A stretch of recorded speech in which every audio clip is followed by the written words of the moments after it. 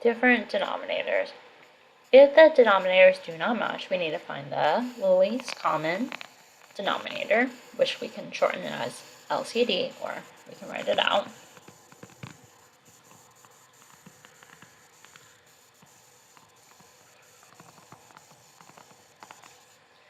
And we can do this by multiplying the denominators by missing factors. And then we're going to multiply the numerators by the same factors. The reason that we multiply both the top and the bottom number in each fraction is to keep the fraction the same value. So example 1, Esther was diagnosed with a stroke. Right after her stroke, Esther only had 2/3 of her mobility in her left arm. After resolving the vascular issue and going to physical therapy, she regained 1/6 of her mobility back. So what is the fraction of Esther's mobility in her arm after physical therapy? And so when we look at this, right, we have 2/3 plus 1/6.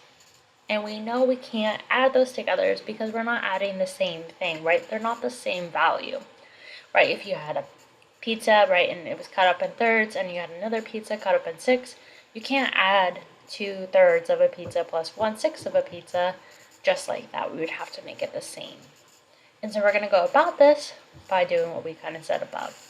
And so when we look at 2/3 and we look at 1/6, well, if we look at the prime factorization of 6, we know it's 2 and 3, right? And so the missing factor, right, is this 2.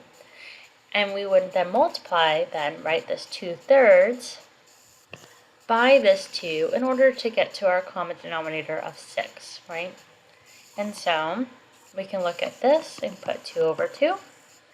And then that way, if we multiply 2 over 2, it's just 1. Right, we're really just multiplying, right, 2/3 by 1, right, and this kind of goes back to our equivalent fractions, right, and so we can go ahead and multiply on the top and multiply what's on the bottom. So we have 2 times 2, so that's 4, 2 times 3, and that's 6, and then we can go plus 1/6, and what does that become?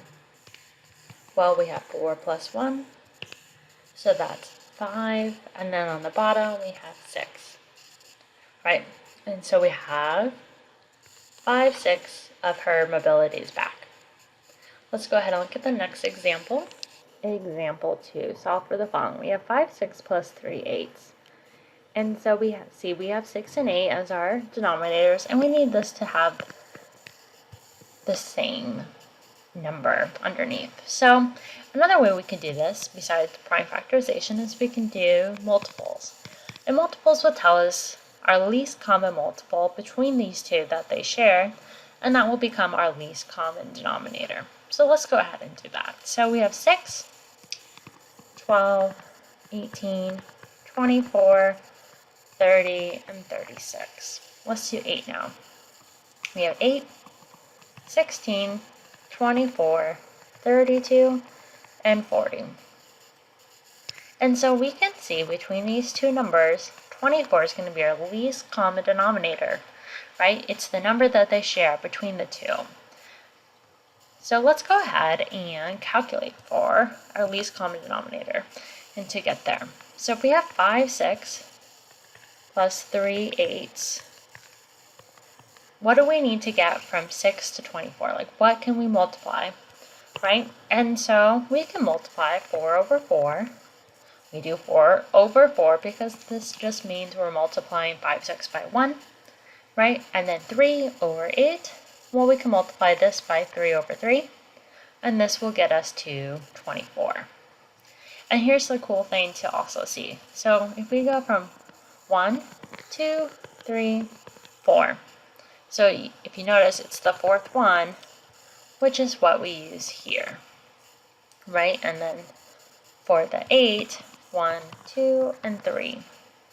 So just kind of a fun thing to see in terms of patterns there. So let's go ahead and now multiply. So we multiply what's on the top and then you multiply what's on the bottom. So 4 times 5 is 20. 4 times 6 is 24. And then we move on. 3 times 3, that's 9. 8 times 3, well, that's 24, which is exactly what we want because we want a common denominator. Now we just go ahead and add the numerators together, and we get 29 over 24, and that would be our solution. Now let's go ahead and look at the last example. Example 3, solve for the following. We have 7 over 4 minus 7 over 12. So if we look at 4 and 12, right, we know our least common denominator is just going to be 12. And so let's go ahead and solve for this.